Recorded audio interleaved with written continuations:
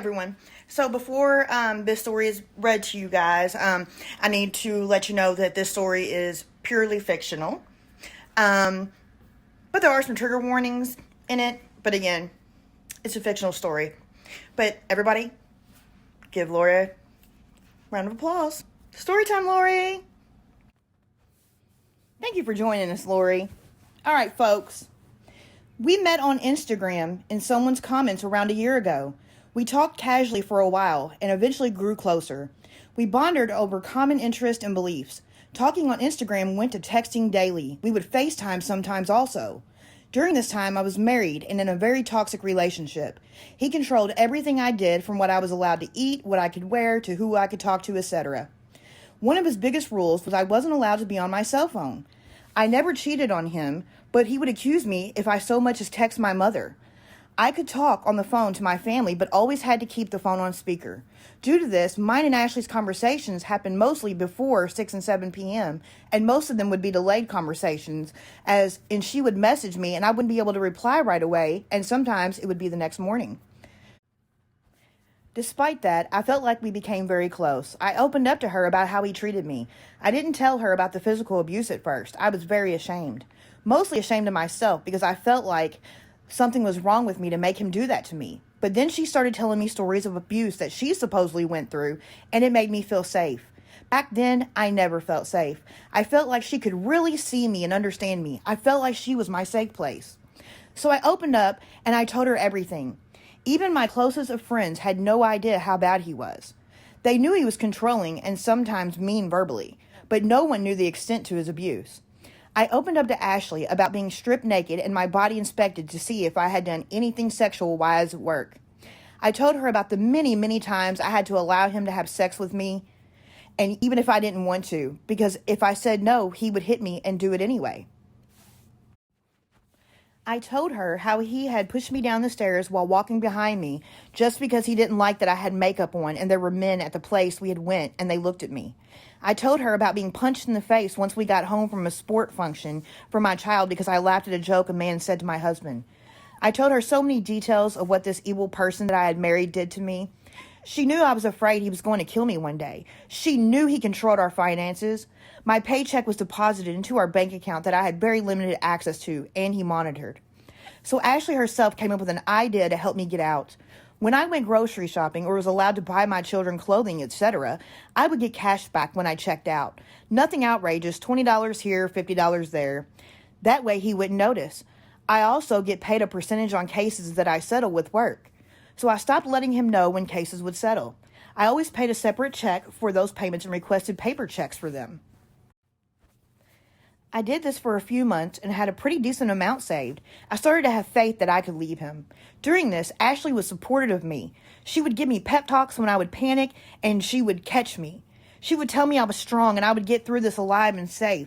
I genuinely grew to love her. I knew she struggled financially. She told me she had left her abusive husband with nothing but the clothes on her back and a couple tiny suitcases of what she was able to get back from him. She was living in the shop at the time that we met. She would tell me that even not having a shower or bathtub or any real privacy and struggling to feed herself, she felt free and more happy than she had in years. And as a friend, I was happy for her.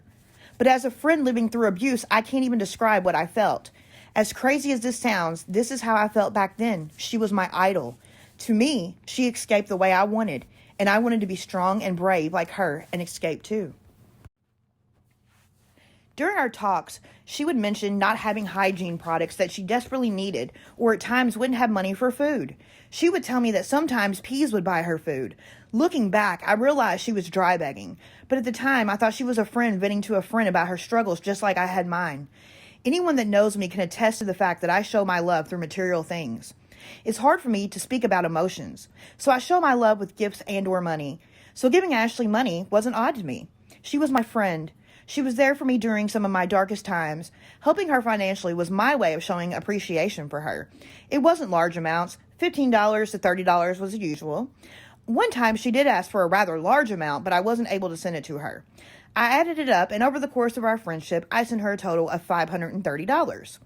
So during the early stages of our friendship, I had come across a video of a creator's TikTok on Twitter and decided to make a TikTok so I could follow them. I thought they were a hoot and very entertaining. I shared their video with Ashley because we had similar humor. She then told me about her TikTok and I followed her. I wasn't able to watch her lives often, and when I could, it was maybe 5 to 10 minutes at a time.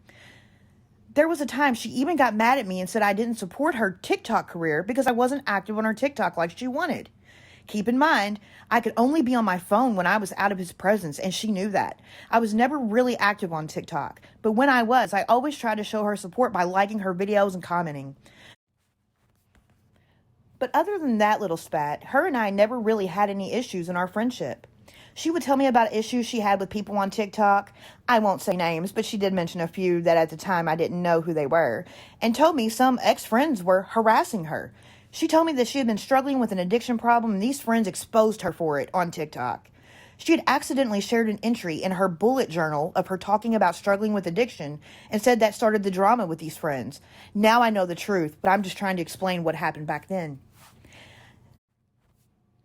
I have never had experience with anyone that had addiction problems. Ashley was the first for me.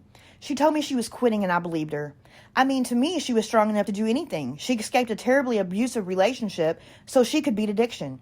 Eventually, she told me she was completely sober and clean, and I believed her. Then in late 2020, my husband had to go on a business trip for a week. Ash had already moved into the shelter/hotel by this time.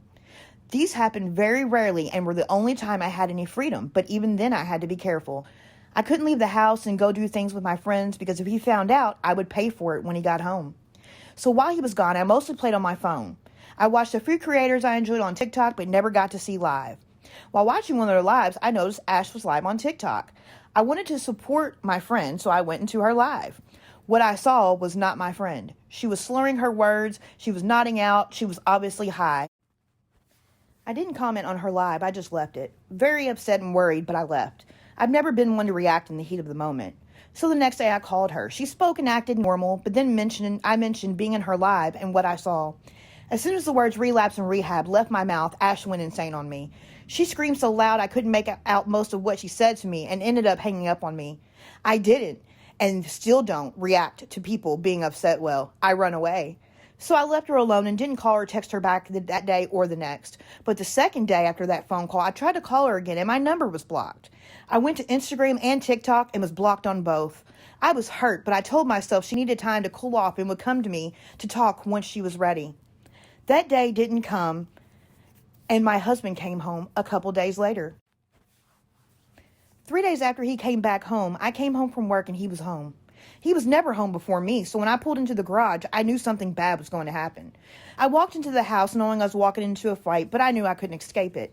What I didn't know was that Ash had messaged him on Instagram and told him where not only the hidden money was, but where I had hidden suitcases of clothes in a storage unit we had for my escape plan. She also lied and told him I was leaving him for another man. But during the fight with him, I didn't know it was her. I thought he just found it out accidentally and assumed I was leaving him for another man because he always accused me of cheating. I thought I would die that day, and had my child not came home earlier than normal, I most likely would have. She saved my life. He went to jail that day, and his phone was left at the house.